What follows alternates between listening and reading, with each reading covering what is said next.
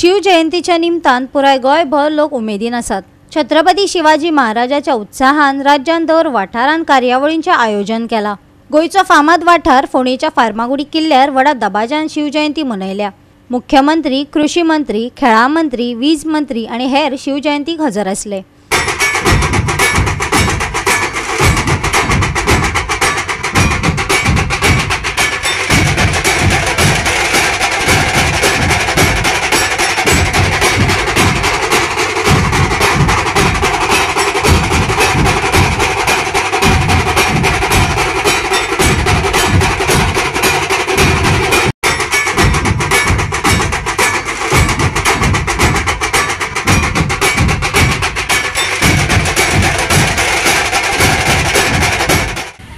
शिवाजी महाराजांच्या पुतळ्याला हार अर्पण करून या सोहळ्यास प्रारंभ झालेला आहे। त्याच्यानंतर व्यासपीठावरील माननीय व्यक्ती आपल्याला संबोधित करतील। तसेच आजचे प्रमुख पाहुणे डॉक्टर सागर देशपांडे हेही आपल्याला संबोधन करतील। त्याच्यानंतर इथे विद्यार्थ्यांसाठी नाट्य प्रवेश स्पर्धा होईल। आंतर महाविद्यालयीन प्रश्नमंजुषा स्पर्धा होणार आहे। संध्याकाळी 7 वाजता आकाश मिठी हे नाटक इथे सादर होणार आहे। तसेच गोव्यातील प्रत्येक तालुक्यात राज्य सरकारतर्फे शिवाजी महाराजांच्या जीवनावर नाटकं सादर केली जाणार आहेत। खऱ्या अर्थानं रामराज्य येत आहे। गेली कित्येक वर्ष या रामराज्याची वाट बघत होतो आपण। गेली कित्येक वर्ष रामलल्लाचं मंदिर व्हावं म्हणून आपण वाट बघत होतो। रामलल्ला हम वही आएंगे, मंदिर वही बनाएंगे, हे परत सांगत होतो। रामलल्ला हम आएंगे, मंदिर वही बनाएंगे। पण विरोधक काय म्हणत होते? मंदिर वही बनाएंगे लेकिन तारीख नहीं बताएंगे। अब वो तारीख भी हो गई और मंदिर भी बन गया। हे खऱ्या अर्थानं रामराज्य आहे, हे खऱ्या अर्थानं शिवराज्य आहे।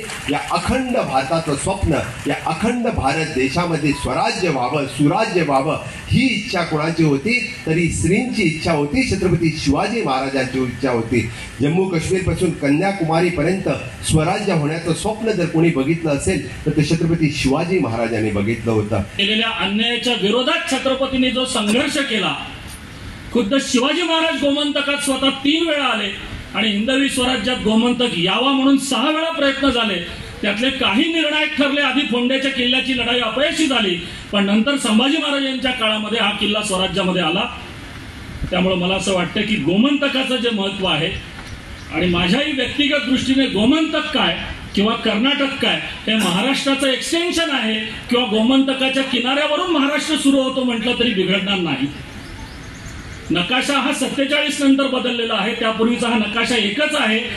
त्यामुळेच मराठी माणूस शिवाजी महाराजांचं नाव घेतो आणि माझी मराठी माणसाची व्याख्या अशी आहे की सर्वप्रथम जो देशाचा विचार करतो तो मराठी माणूस। म्हणजे एक जोश निर्माण होतो अशा या दिवशी, आणि हा जोश खरंच प्रत्येकाला स्वाभिमानाचा जोश आहे। आज मला अभिमानानं सांगावं असं वाटतं की आज त्यावेळी जर छत्रपती शिवाजी महाराजांनी आम्हाला हात दिला नव्हता तर हिंदवी राष्ट्र स्थापन झालं नसतं। ही महाराजांची जयंती साजरी करतो आणि या जयंती निमित्तानं संपूर्ण गावागावामध्ये छत्रपती शिवरायांचा जयघोष प्रत्येकाच्या मुखातून अलगद बाहेर पडतो। आणि म्हणूनच आजच्या तरुणांनी, आजच्या पिढीने किंवा गेली कित्येक दशकाच्या पिढीने या छत्रपती शिवाजी महाराजांना बघितलं सुद्धा नाही, तरी देखील या छत्रपती शिवाजी महाराज हे नाव घेतलं म्हणजे प्रत्येकाच्या नसानसातून रक्त सळसळत असतं। गोवा 365 खातीर कृष्णा नाईक, गौतमी गावकर आणि निखिल जर्मी।